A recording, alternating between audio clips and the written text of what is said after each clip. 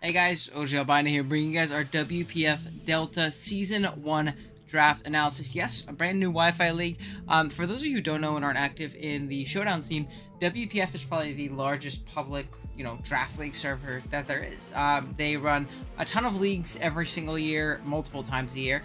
They run big tournaments, and Rizzo does an amazing job running, WPF, and they're actually doing a Wi-Fi division. I just hosted the draft stream right before this, so if you're coming over from that, hey, how's it going? Hope you enjoyed the stream, and I'm going to talk a little bit more about my team in this video specifically, but I'm really excited playing WPF again this season. I played in the Showdown seasons. I think I played in one season before, but great ran league, and I'm really excited to see them jump into the Wi-Fi scene. So if you guys do enjoy today's draft analysis, be sure to drop a like on the video, as well as subscribe to the channel. We're on our way to 3,000 subs, and I would really appreciate it if you help me out along that goal and reaching that. So yeah, with that being said, we can jump on into it. Now, going into the draft, I had 15th out of 16th pick. So realistically, it's not that bad. With new home mons coming out and things like that, there's a lot more top-end mons than there was, a month ago when we were drafting in the pre-home meta on Wi-Fi and things like that. Plus, new toy syndrome, people are going to want to try new things, even if they might not be objectively as good. Hisuian mons, things like that. So I was pretty confident I'd get something pretty good at the back half. Plus, I have like a pseudo wheel to where I'll pretty easily be able to pick up one really, really good mod with a great pairing with it. And going into this, I really wanted to try Spectre, and it ended up falling to us at 15th, which I think is pretty crazy.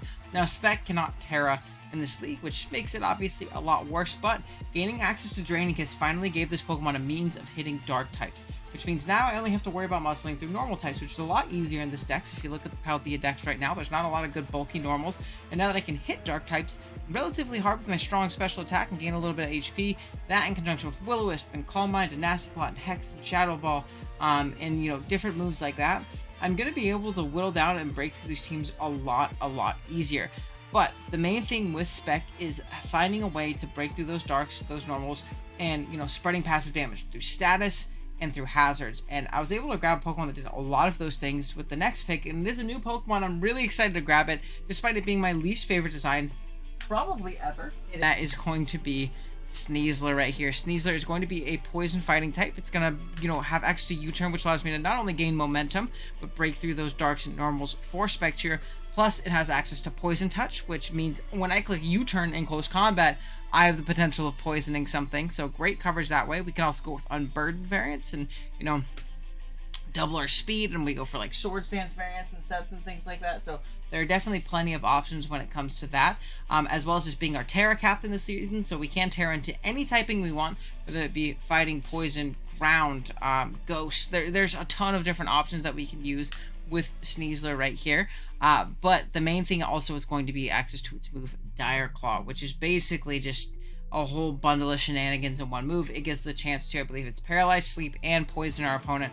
Alongside having Poison Touch, this Pokemon is the king of spreading residual damage and status, alongside being that great normal and dark type breaker for our Spectre. So I'm really hoping that this Pokemon can kind of come in and pop off for us and really function as a great partner to Spectre. Honestly, off the top of my head, I feel like this is the best partner for Spectre that you can have when it comes to like what Spec really does need for it to, succeed well and things like that.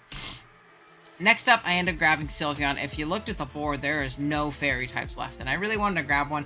Really wanted to grab a reliable fighting resist as well, because while I have an immunity and a resistance right now, they're not the bulkiest things in the world, so I wanted to have a Pokemon that could take on, those types of Pokemon pretty well. Pokemon that could take on opposing dragons, and plenty of different things. Sylveon is just probably one of the best fairies in the format right now, and I figured dipping down early to getting it was great. We can Baton Pass for momentum, we can Wish and Protect, we can throw off big Hyper Voices and Moonblast if we're scared of Throat Chops, Calm Mind variants, a bunch of different things. It did let us access to Heal Bell and Mystical Fire, but it's still a great Pokemon, and it's one of like 3 good fairies in the format, so I figured it was going to be pretty valuable and nice to grab it here in round 3.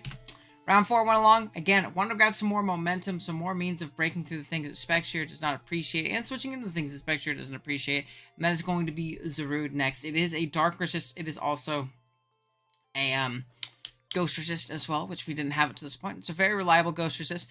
It did lose access to Darkest Lariat this generation, so we do kind of have to rely on Crunch as our Dark Step, which isn't as good, but definitely not the worst thing in the world. And we did also get access to Swords Dance and Trailblaze, so now we can boost our attack faster than bulk up like we could previously, but also boost our speed, which is going to be very, very valuable. We get access to close combat, and rock slide is great coverage options, as well as stomping tantrum. I believe it still gets that at least. But we can taunt, we can U-turn obviously for momentum. Jungle healing is a great move to heal itself of status, as well as heal a little bit of health. It's great on like bulk up sets against really fat stall teams. Just a great Pokemon to kind of facilitate a lot of damage with Spectre. And again, the momentum that we have right now, plus hazards, plus Spectre, and all the status damage that we can throw off, things are going to get whittled down fast to where maybe a Scarf Zarude can clean up an endgame, or a Banded Zarude, or whatever it may be. AV is also very solid, so definitely some really cool options you could do with Zarude here. I definitely really like this Pokemon. I think it's great. I've used it multiple times throughout the last generation, and hoping it does well this gen. Then I needed to grab the spikes. We grabbed a Sandy Shocks right here. Sandy Shocks also gives me my ground type, which I didn't have up to this point. This gives me a flying resist, which I did not have up to this point, which is always very valuable to have. I love Shocks a lot, honestly. It's a great hazard setter at getting rock and stealth rock, so our first of both, hazards options, which is great. It grabs momentum with Volt Switch. Ground plus electric is a really, really solid dual step, and if we force in those grasses, going to let in our Sneasler to come in and then click U-turn. Again, we're going to keep up momentum, keep getting up spikes, and keep vaulting around, constantly. Offensively, it can be pretty good too. Boost your energy and speed, or special attack, or even in its defenses, if you, choose to invest in that way, can definitely be very, very solid for us, obviously. And again, just a solid dual stab on, sets up lots of hazards, and is very solid in its own right. I like it as a Terramon too, but I figured Sneasler was going to be a little bit better for us this season, so I ended up going with that. Next up, I grabbed Looksie. Again, wanted a little bit more of a sturdy fighting resist. Again, it's just Sylveon up to this point. But getting this good bulky Psychic is going to be really solid in rounding out our, defensive synergy and things like that. Another Pokemon with momentum. So more momentum, more U-turn, more hazards as well. A very reliable Stealth Rocker. Looksie is very good at what it does. The main thing that Looksie lost this generation, unfortunately, was knockoff. Losing knockoff for Looksie is very, very brutal for it. Really, really a tough aspect of its move pool to get rid of here, but it's still going to have great utility. It still gets things like Encore. Again, it still U-turns around. It still yawns. It still sets up Trick Room and screens. It's Stealth Rock and can Memento and a bunch of different options like that. So it's a great support Pokemon. A great pivot into a bunch of different things. So definitely looking forward to Looksie this season. Incredibly reliable and does exactly what I needed to do in this team structure, I guess. Then I need a Steel type, and I was looking, and unfortunately there was nothing else. Now I say unfortunately, but honestly, Copperajah isn't the worst thing in the world, right? Pretty reliable rocker, can be pretty bulky with an AV. It did lose access to Power Whip and Heat Crash, which were great additions to its move pool. But we can still run, like Heavy Slam with, Heavy Metal, or we can run Sheer Force variants with Iron Head and things like that. It gets Rock plus Ground plus Steel coverage, which is pretty much always almost perfect coverage. It gets Stealth Rock as well. And again, for a low tier Steel type, it does exactly what I need it to do in setting up those rocks and pivoting in on fairies and things like that. At least giving me a pivot into fairy moves. And then if they have Focus Blast or Mystical Fire, I can pivot out accordingly and get into something else that can threaten them, like my Sneasler, so they doesn't have to come in on a Stab Boom Blast, if that makes sense. So it gives me a fairy resist at the very least, and a pivot into a lot of different things. And with an AV, it's really not that bad in conjunction with Sylveon. So not super worried about that. Then my water type in Volcanion, I decided I wanted to click Scald or Steam Eruption in most cases, to be completely honest. But this Pokemon is a water type that can burn things. I know that sounds crazy to those of you who started playing in Generation 9, but me, an old head who's been around for a minute, I missed the move Scald, and I wanted a Pokemon that could do that. But honestly, I really like this Pokemon offensively and defensively for our team. Gives us a great offensive profile. Fire plus water is really obnoxious to switch into, especially unless you're like a dragon. And even then, those Pokemon don't appreciate switching in, taking the Steam Eruption, and getting burned. It's another Pokemon that spreads status and residual damage in the form of our burns from either Steam Eruption or Scald. And that is incredibly valuable, again, for our Spectre, because now we have Sneasler says passive damage. We have Spikes and Sandy Shocks. We have T-Wave from the Uxie. We have Will-O-Wisp from the Spectre.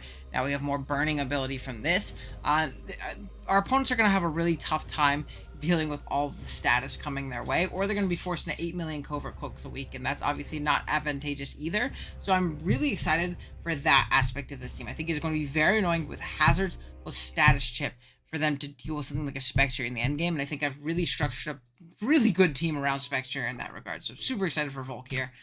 Then I grabbed Braviary. I need a Ghost Immunity. I had a Ghost Resist in Zarude, but I want something a little bit more reliable. It's a Ghost Immunity that's also actually not weak to fighting, so those Focus Blasts coming my way aren't going to do as much damage, which is honestly really valuable. People really sleep on the aspect of, like, really super def Braviary taking on Ghost very well, but it can do so. I believe it also gets access to Defog still, I believe. So if we need a Defog in a matchup, Braviary can do so. It gets U-turn for momentum, it can bulk up, it gets close combat alongside its stab options, which is great. It can go Sheer Force and even mix Sheer Force with Heat Wave if we play something 4 times weak to fire or something like that. Or we can go, obviously, with Defiant variants, which is great on a team with a bunch of Hazard Stack. I think Braviary for, like, a low tier normal actually fits very well in this team and functions in, like, a lot of multifaceted roles and being that ghost check, but also being very solid offensively on this team and giving us some more options offensively and giving us a flying type and another ground immunity, which is also really nice. So good stuff from Braviary. I'm definitely really excited for it in that regards. Intimons obviously aren't going to slow it down, and just make it stronger, which is awesome. Then lastly, I grabbed Little Nachi. It's another flying resist, takes a little bit of pressure off of Sandy Shocks, and again, more status and Salt Cure and, like, Pokemon being Salt Cured and chip down that way, but as well setting up Stealth Rock, maybe even getting off a Curse or something like that. But really, it's a Pokemon that's not going to come a lot, but it's going to be very solid when it does come. Again, also a Ghost Resist, something that can take on a lot of scary offensive ghosts. Excuse me, guys. But yeah, it gives me a cool option in that. And for 2 points, you can't really ask for much better value. So I'm excited for Little Notch to pop off and do well this season. In the maybe 1 or 2 games that it comes to. But yeah, that's going to be our team. I know this is a fast draft analysis, but I know I'm going to talk about all of these Pokemon a ton in the draft stream. So if you're coming up from that, I'm sure we talked about it a ton there. And I don't want to keep up your time. I want you to go check out all the other coaches down in the description below. Check out their draft analysis. There's a lot of people going in the league. There's a lot of people starting out with this league really as, like, one of their first big, you know, Wi-Fi leagues and things like that. So definitely go check out everybody in the description below. I would really appreciate it. Drop a like if you enjoyed the video, sub if you're new, and yeah, like I said, oh, and big shouts to this month's channel members. Hold up, I gotta pull them up. I gotta give love to everybody who wants to be a channel member right now. Big shout outs to Odds Are, Big Mouth, Goose Fart, Zeke, Olivia Sama, and D-Double. Big shouts to you all. Love you to death. Thank you so much for supporting the channel. If you want to support it with becoming a member, go ahead and click the join button down there, and I'll see you guys in the next one. Later.